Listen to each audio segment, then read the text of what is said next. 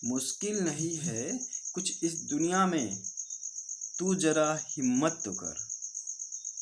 मुश्किल नहीं है कुछ इस दुनिया में, तू जरा हिम्मत तो कर। ख्वाब बदलेंगे हकीकत में, ख्वाब बदलेंगे हकीकत में। तू जरा कोशिश तो कर, तू जरा कोशिश तो कर। नमस्कार दोस्तों, फिर स्वागत है एक बार अपने ही चैनल मैथ वाले गुरुजी चैनल पे। आज हम लोग देखेंगे कक्षा 8 अभ्यास 1 से कुछ जो बचा हुआ क्वेश्चन था दूसरा से। देखिए, लिखेंगे निम्नांकित परिमेय संख्याओं को दशमलव रूप में व्यक्त कीजिए। ठीक है, परिमेय संख्याओं को दशमलव रूप में व्यक्त कीजिए।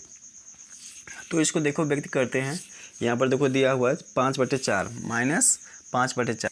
देखो हम 5 में क्या करते हैं, 4 से भाग करते हैं। तो एक बार गया, ठीक है। अब यहाँ एक आ गया, अब नहीं जाएगा, हम तो दशमलव यहाँ पर लगाते हैं, ये 0 आ जाएगा। फिर 4 दूना 8 हो जाएगा। ठीक, यहाँ पर 2 बचेगा, फिर एक 0 हम बढ़ा लेंगे तो 4×5 20 होता है, आप जो लोग जानते ही हैं। ठीक है, ये कट जाएगा। ठीक, तो यहाँ पर कितना आ जाएगा, -1.25। ये हो जाएगा आंसर। इसको देख लेते हैं। इसमें भाग करेंगे हम 15 में 2 से करेंगे तो 2 7 14, एक यहाँ आ जाएगा। ठीक है, यहाँ पर हम एक पॉइंट लगाते हैं तो यहाँ पर 0 आ जाएगा। ठीक, आप क्या कर सकते हैं, ये 5 बार जाएगा तो यहाँ पर हो जाएगा 10। ठीक, ऐसे। अब यहाँ पर हम लिख लेंगे 7.5, ये माइनस को आगे ऐसे ही लगा देंगे। ठीक है, अब देखते हैं -16/5 दिया हुआ है तो हम क्या कर लेंगे, 16 में 5 से भाग कर लेंगे। ठीक है, तो 5 से भाग करें कितनी बार जाएगा, 3 बार जाएगा। 5 3 15, यहाँ पर 1 आया, यहाँ पर हम पॉइंट लगाएंगे। ठीक है, तो यहाँ पर 0 हो जाएगा तो 5 दूना 10 हो जाएगा। ठीक, तो कितना आ गया, 3.2 आ गया। ठीक है, 3.2 माइनस 3.2 आ जाएगा। और फिर एक बचा हुआ क्वेश्चन बचा हुआ है तो इसको हम यहाँ पर देखते हैं। 5 में हमको भाग करना है 9 से, भाग जाएगा, नहीं जाएगा, तो क्या करेंगे, यहाँ पर हम एक पॉइंट बढ़ाएंगे, यहाँ पर 0 हो जाएगा। फिर हम कितनी बार ले जाते हैं, 9 चौक 36, 9 पच्चे 45, 5 बार, तो ये 45 हो गया। ठीक है, यहाँ पर 5 आया, ये कटा, फिर एक 0 पर बढ़ा सकते हैं, फिर 9 बचे 45। ठीक है, फिर ये कटा, ये 5 आया, फिर हम 0 बढ़ाएंगे, फिर 5 बार ही जाएगा। मतलब ऐसे क्या, ऐसे 5 5 5 5 आता रहेगा और यहाँ पर फिर बढ़ाएंगे, फिर ये 5 बार ही जाएगा। तो जब आपको पता है कि मैंने बताया था जब कोई चीज़ रिपीट होती है, कोई नंबर रिपीट होता है तो हम उसके ऊपर ऐसे बार लगा देते हैं। ठीक है, जो नंबर रिपीट होती है तो उसके ऊपर हम क्या लगा देते हैं, बार लगा देते हैं। तो यहाँ पर देखें, इसको हम क्या करेंगे, यहाँ पर हम इसको ऐसे भी तो लिख सकते हैं, 0.5 बार ऐसे लगा सकते हैं। ठीक है, ऐसे लगा सकते हैं क्योंकि 5 जो है रिपीट हो रहा है बार बार। तो इसको हम कैसे लिख देंगे, यहाँ पर 0.5 बार हो जाएगा।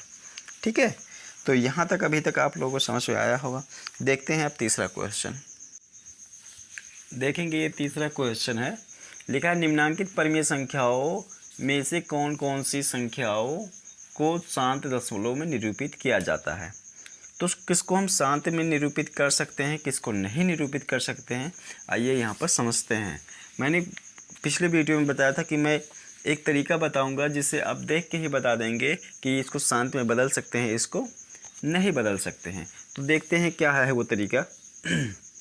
देखेंगे, हमें क्या करना होगा, हर का गुणनखंड करना होगा। क्या करना होगा, हर का गुणनखंड करना होगा। जैसे यहाँ पर 1/4 है तो हर का गुणनखंड करेंगे तो ये क्या हो जाएगा, 1 2 गुणे 2 हो जाएगा। ठीक है, इसका हम अभाज्य गुणनखंड करेंगे तो ये 2 गुणे 2 हो जाएगा। ठीक है, तो जिसके गुणनखंड, जिसका हर का जो अभाज्य गुणनखंड है वो 2 रहे या 5 रहे। ठीक है, 2 रहे या 5 रहे या दोनों रहे, 2 रहे या 5 रहे या दोनों रहे तो उसको हम शांत में निरूपित कर सकते हैं, शांत में निरूपित कर सकते हैं, शांत दशमलव में, ठीक है।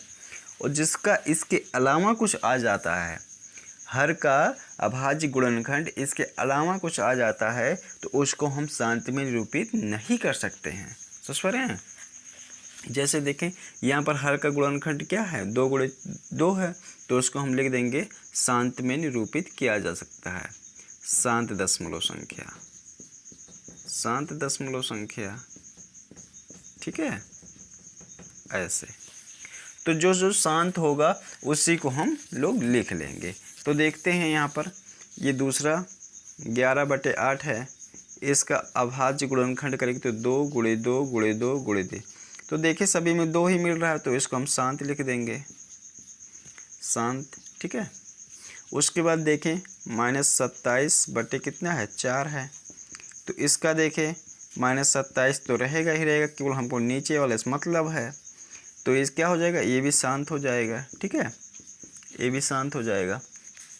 फिर देखते हैं कितना है -33 बटे 10 है, तो इसका हम करेंगे तो कितना हो जाएगा, -33 को ऐसे ही रहने दें, इसका 2 गुणे 5 हो जाएगा। तो हमने बताया था 2 या 5, 2 5 दोनों रहेगा तो भी उसको शांत में निरूपित कर सकते हैं, तो इसको भी शांत लिख दीजिए, शांत दशमलव संख्या। आप लोग पूरा लिखिएगा शांत दशमलव संख्या, ठीक है। हम यहाँ पर बस शॉर्टकट में लिख दे रहे हैं।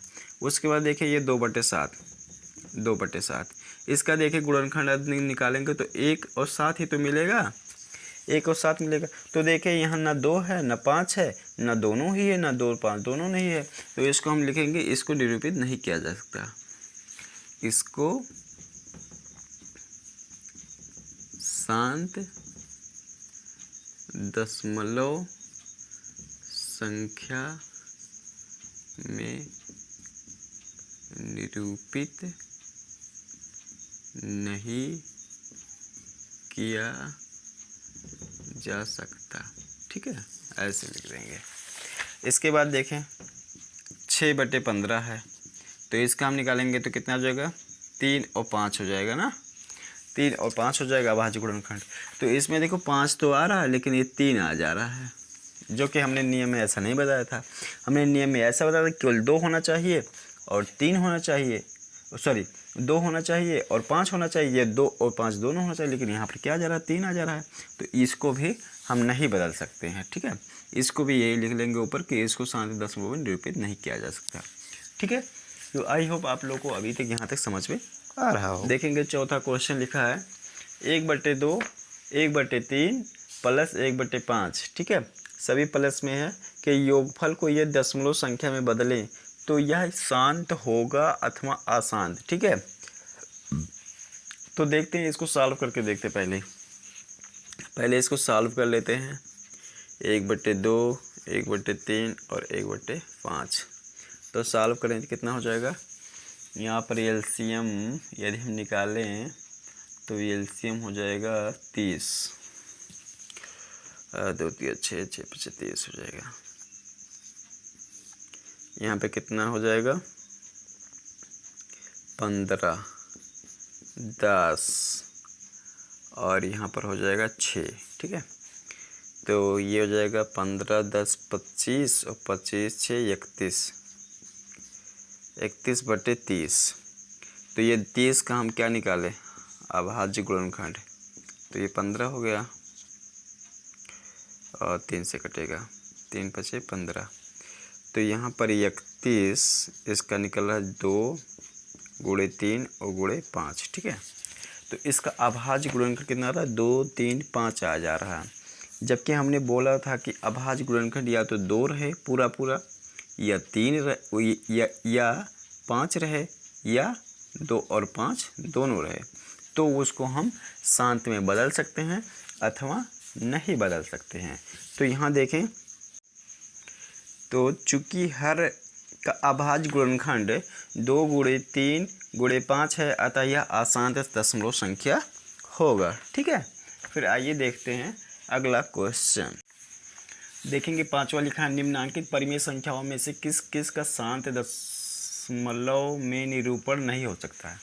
तो देखो जब इस तरीके से क्वेश्चन दे, ठीक है, कि किसको शांत में बदल सकते हैं, किसको अशांत में बदल सकते हैं, किसका निरूपण हो सकता है, किसका नहीं हो सकता है, तो एक चीज़ यहाँ पे ध्यान रखना, परिमेय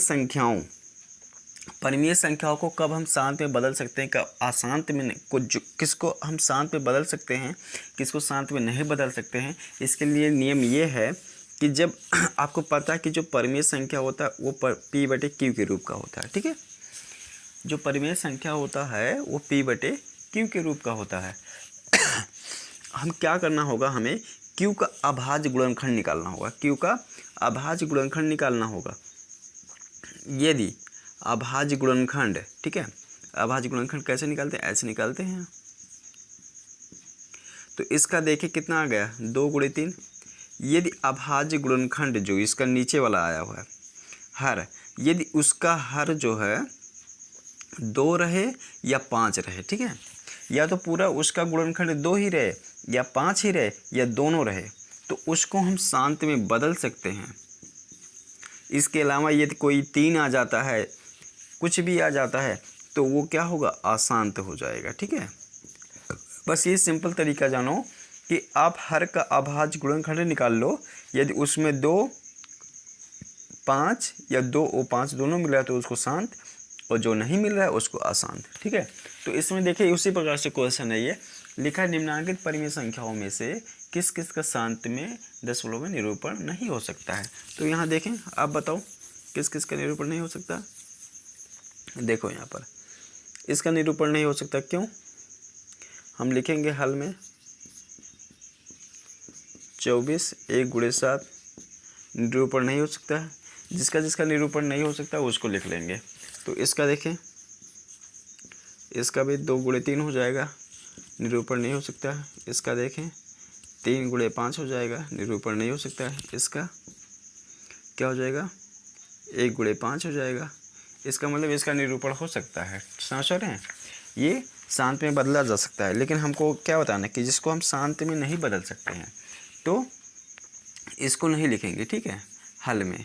और इसको देखें, ये भी शांत में बदला जा सकता है, क्योंकि इसका जो हम करेंगे तो 2 × 2 आएगा, इसका हर जो है 2 × 2 आएगा अभाज्य गुणनखंड, इसलिए इसको भी शांत में बदल सकते हैं। तो इसको हम शांत में नहीं बदल सकते हैं। तो इस यही लिखना है कि अतः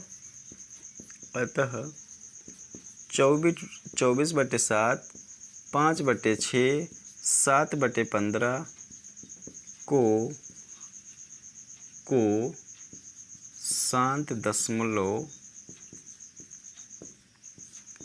में निरूपण नहीं किया जा सकता, क्योंकि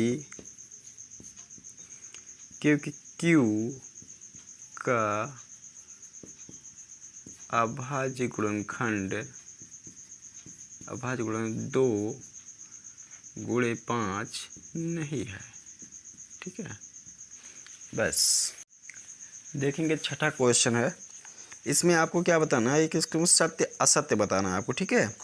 इसमें एक कथन लिखा हुआ है, ये सब लिखा हुआ है, इसको आपको सत्य असत्य बताना है कि कौन सा सत्य है कौन सा असत्य है। तो आइए देखते हैं। देखो लिखा है 1/25 का निरूपण एक शांत दशमलव संख्या में किया जा सकता है।